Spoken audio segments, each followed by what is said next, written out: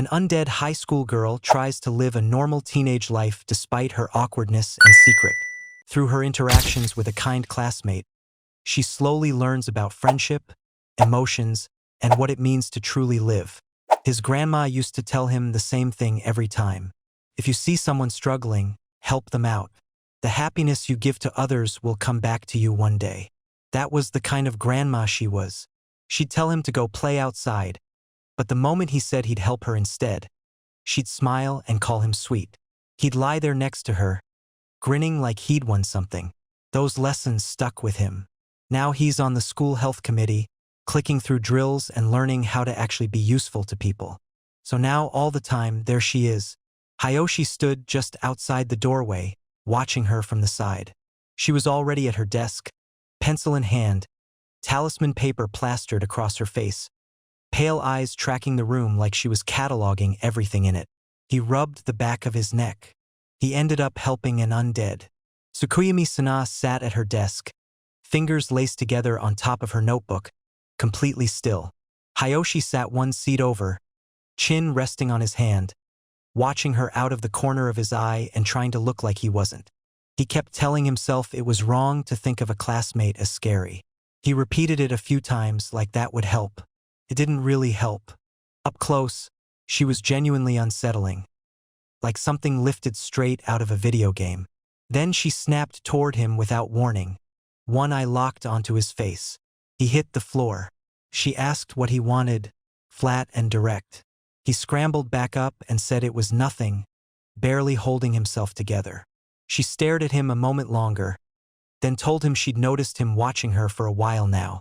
Was she scary after all, she asked. Her eye didn't blink. He made a small, strangled sound. He managed to get out an apology, said it was just a little bit. Sana looked at him evenly and said it was probably obvious, given that she was an undead now.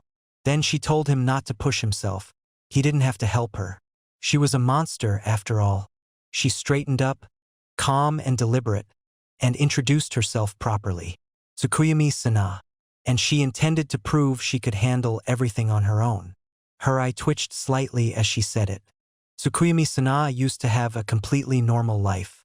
She came from the Tsukuyumi family, old money, old name, the kind of household that expected a lot. She delivered on all of it. Academics, sports, martial arts, manners. She was good at everything, consistently without visible effort. People around her tended to watch from a distance rather than get close. There wasn't a single area where she fell short. She was, by every measure, a perfect young lady. Then summer break happened and a lot of things happened, and when she came back to school she was an undead. The class spent a solid few minutes processing that. Some wondered if she was a zombie. Some couldn't figure out how she was walking around if she died. The murmuring went around the room in waves. Sana addressed it directly. She had died once, yes, but a talisman bound her soul back to her body and kept it running. She wouldn't be attacking anyone or biting them. This wasn't a game or a movie. There was nothing to worry about. One classmate quietly said Sana was still pretty even like this. Another said it was wild, but she still seemed like the same cool Tsukuyumi-san. Sana told them her new appearance was just a bit of an image change, and that she wasn't pessimistic about any of it. She could still live a normal school life, same as before, and there was no reason for anyone to fuss over her. The teacher told everyone to look after her, then sent her back to her seat. Sana walked to her desk.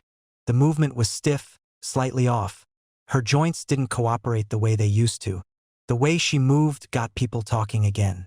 Someone whispered that maybe being undead made it hard to control her body.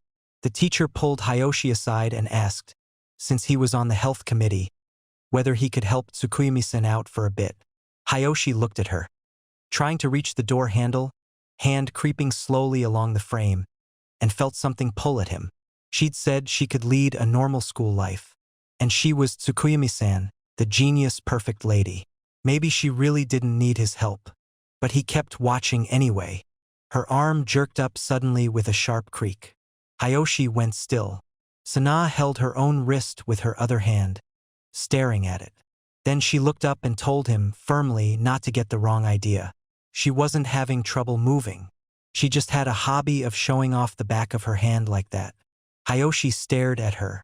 She asked if something was wrong with her arm, with visible effort to sound casual about it. He thought it was a deeply strange hobby. He told her it was probably rigor mortis stopping her from moving right. Sana went silent for a beat, just a small, almost invisible pause, then said it was just a little bit true, maybe. She wasn't going to ask for help, though. Relying on someone else for something like this would be shameful. If she braced with her right hand, she could manage on her own. She braced herself, forced the arm up with visible effort, and it shot forward all at once. Her arm flung straight out in front of her, rigid and extended. The whole class reacted. Sana went red.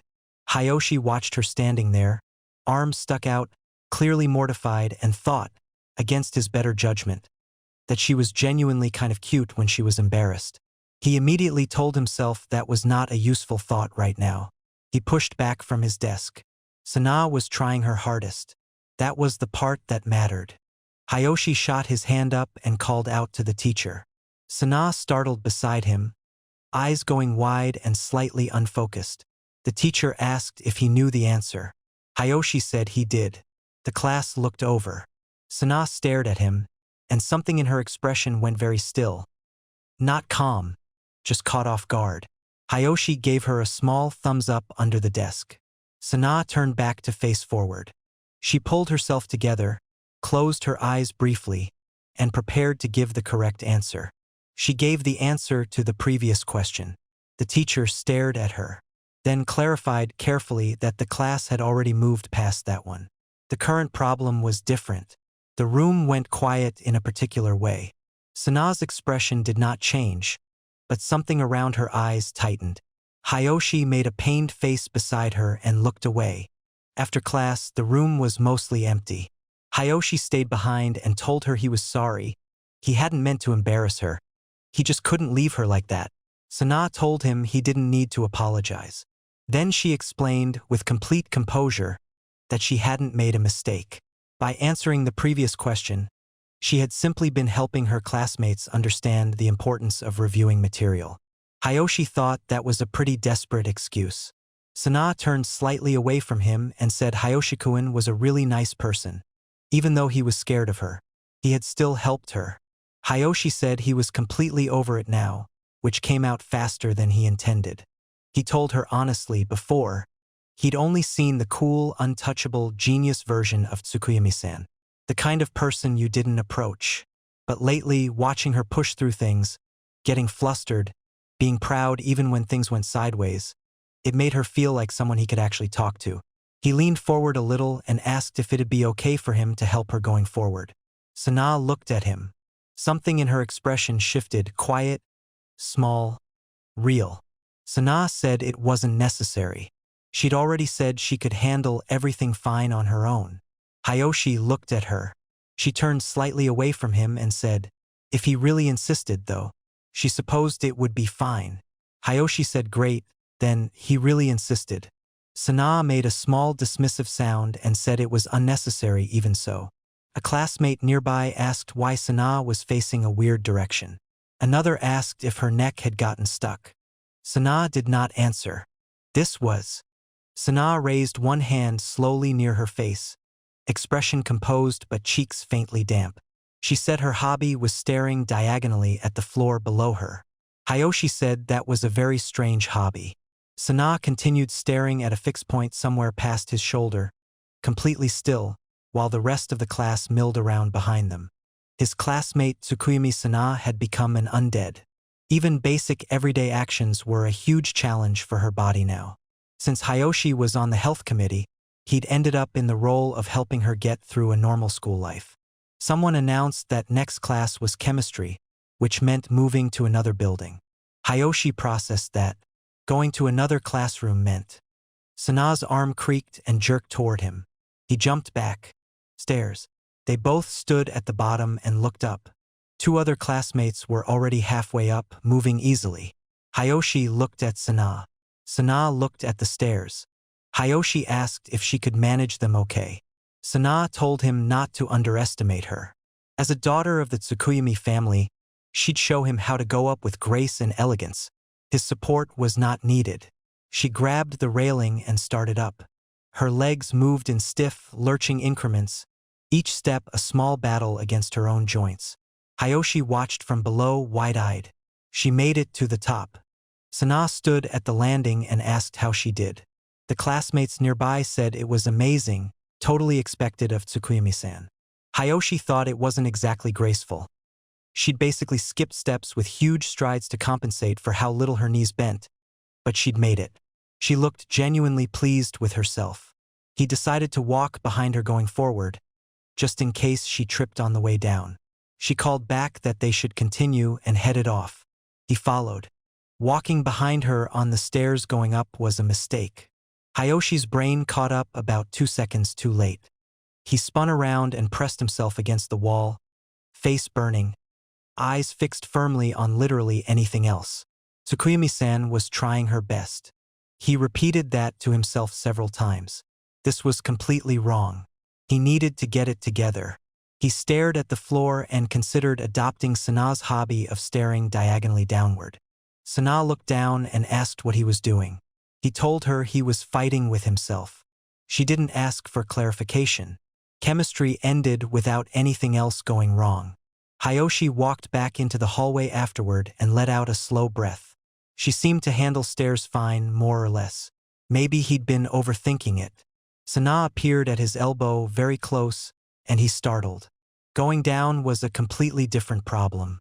Sana stood at the top of the staircase and stared at it.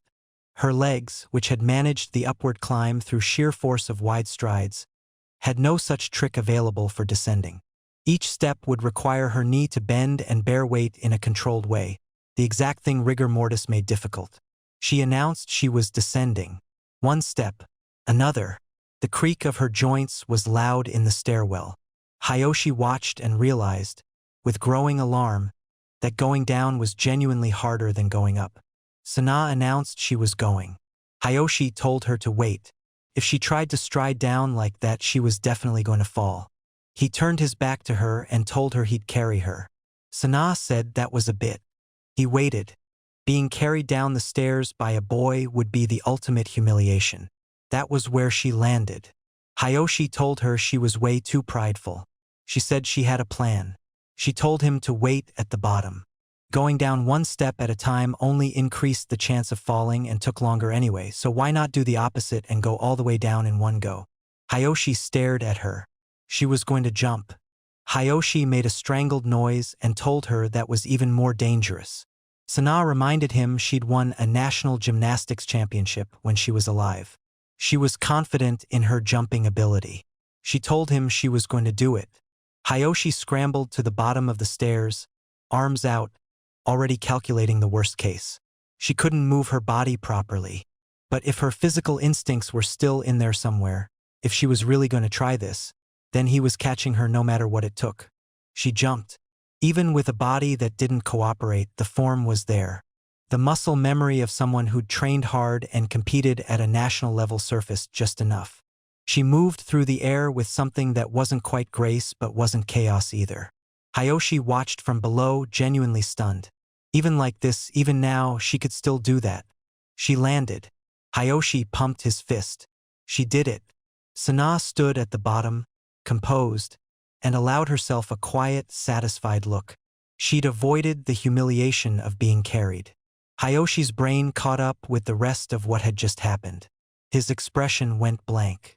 Sana apologized immediately, going stiff with embarrassment. Hayashi told her not to misunderstand him. She insisted she was not that kind of clumsy woman. She announced, with complete conviction, that showing her underwear was simply her hobby. Hayashi told her that was just being a pervert. After that, they went back down the stairs carefully, one step at a time, and arrived late to their next class. Swallow your pride and take the long way around. Lunch break.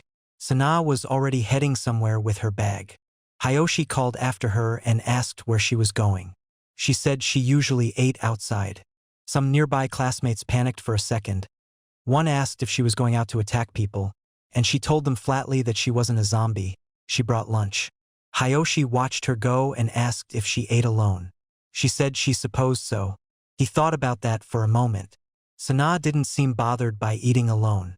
She said it wasn't really a problem. But something about how she'd reacted when he asked made him pause. He stood there a second, then leaned around the doorframe and asked if he could come along.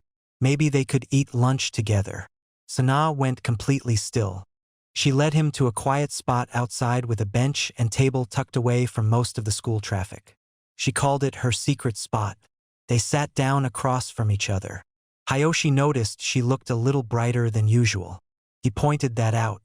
She immediately denied it, loudly, with force, and insisted she was absolutely not just excited to finally be eating with someone after weeks of sitting alone. Hayashi smiled and said nothing.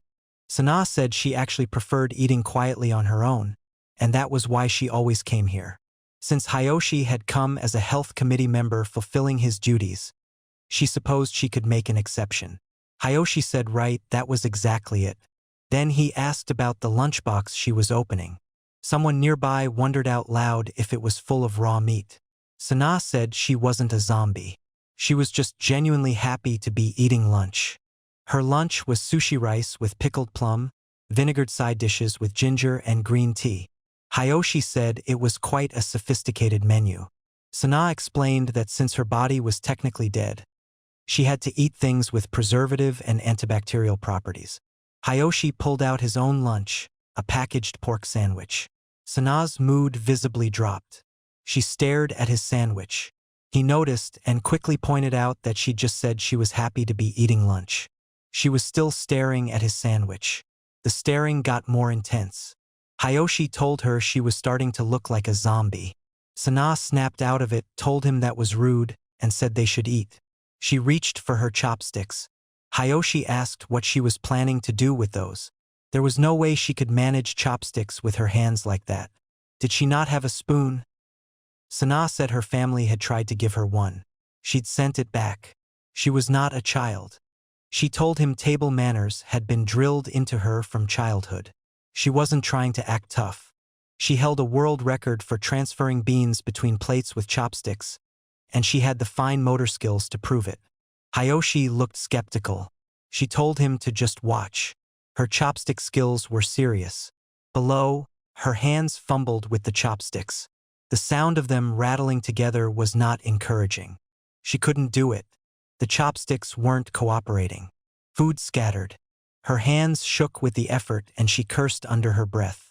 Hayashi watched her squash part of her lunch trying to get a grip on things and told her making a mess of her food was going to cause problems for her family, so maybe she should stop.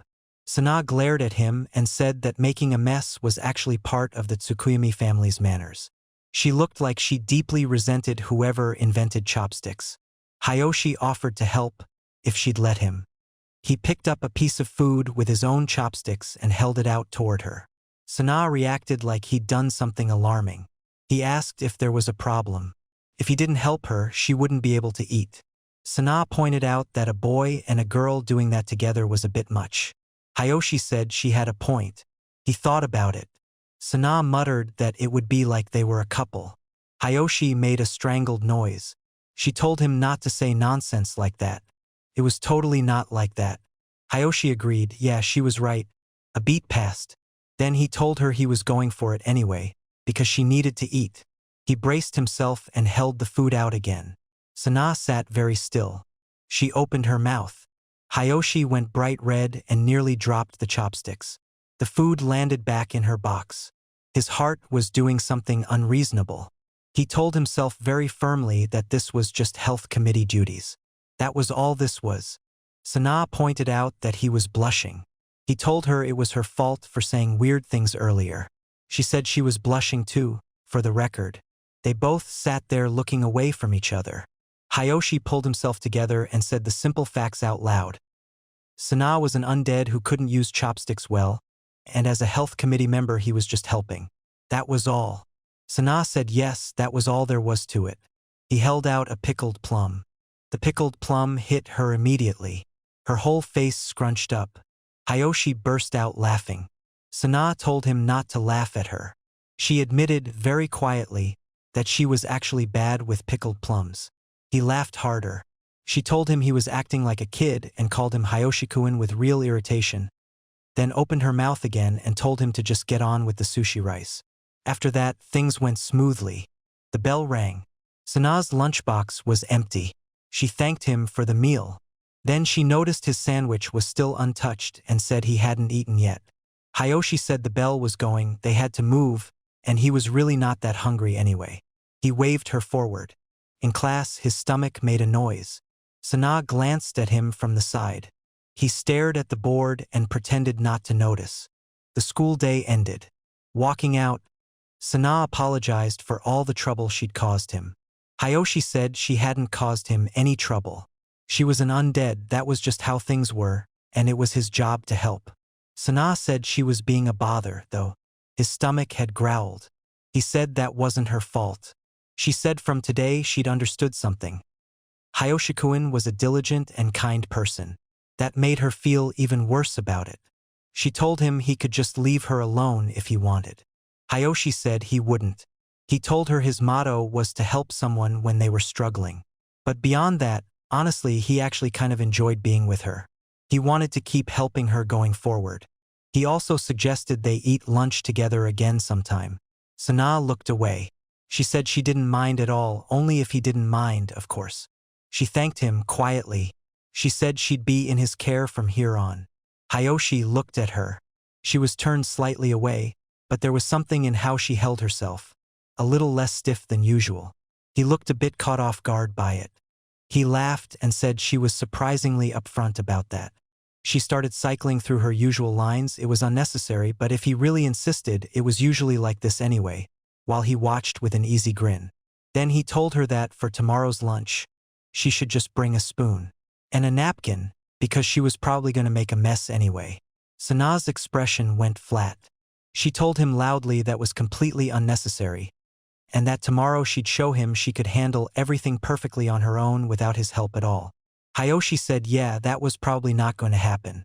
Even as an undead, she's not alone. Next day morning, Hayashi was now officially Tsukuyumi-san's helper. He spotted her waiting at the school gate and slowed down. She was just standing there, stiff-legged, watching for him. She greeted him when he got close. He greeted her back and asked why she was waiting at the gate. She said she was waiting for him. Hayashi processed that. A girl had waited for him at the school gate. He thought that was kind of a wonderful thing to experience, actually. Sana said she just couldn't wait to see him. So? Hayashi made a noise. She clarified immediately it was about her shoes. Taking them on and off at the entrance. That was it. That was what she couldn't wait to sort out. He exhaled. Right, of course. The shoe lockers were the first hurdle of the day. Her body was especially stiff in the mornings, and as a daughter of the Tsukuyumi family, disgracing herself in front of everyone was not an option. There was a real chance of that happening, so she was asking him to help. Just with that, Hayashi noticed she was asking directly, without the usual performance of insisting she didn't need him. Yesterday must have counted for something. He was quietly glad about that. He told her to leave it to him with maybe a bit too much enthusiasm. She asked him to please not make a scene about it. The main entrance area was crowded at this hour, but Hayashi noticed a row of shoe lockers in the corner that nobody was using. He worked out the traffic flow, everyone coming and turned right toward their classrooms, which meant the far corner sat in a natural blind spot. He pointed this out. Sana said he'd done well. He offered to go grab her indoor shoes from her locker while she waited. Sana said yes, please. He jogged over, found his own locker first, then went for hers. He opened it and stopped. He stood there holding her indoor shoes for a moment longer than necessary, thinking about it. Then he told himself this was not the time to be weird about it and went back. He called out that he had them. Sana turned. Then she startled. He'd figured out the logistics. He'd change his own shoes first, then bring hers over. He found his locker, switched out, then located hers and opened it. He stood there with her shoes in his hand. He wondered briefly if this counted as a sinful thing to do. He told himself she wouldn't mind. Then he told himself this really wasn't the time to be thinking about it. He took them and went back. Sana appeared at the doorway. He held the shoes up. Sana went completely blank. He apologized. He figured she probably didn't want him touching them. Sana declared, in a flat voice, that from this point forward Hayoshi-kun was forbidden from going anywhere near her shoes. He pointed out that they were clean and didn't smell at all. She told him that part was unnecessary to say out loud. He asked how he was supposed to help her then. Sana insisted she could handle removing her own shoes. She said doing that much on her own should be fine. She kicked at the heel of one shoe to get it loose. Her foot jerked. The shoe went flying across the room, hit Hayoshi in the face, and knocked him flat. She stared at him on the floor. Sana called him a pervert. He said that made no sense. He apologized anyway, said it was reflex. Sana stared at him. He said she was right, it wasn't his fault. She said the smell was perfectly normal, so he crouched down in front of her and held her shoes steady, telling her to stick her feet in. Her body really was too stiff for this to go smoothly on her own. Sana muttered that she couldn't be a proper wife anymore. He ignored that, focused, and helped her into her shoes 1 foot at a time.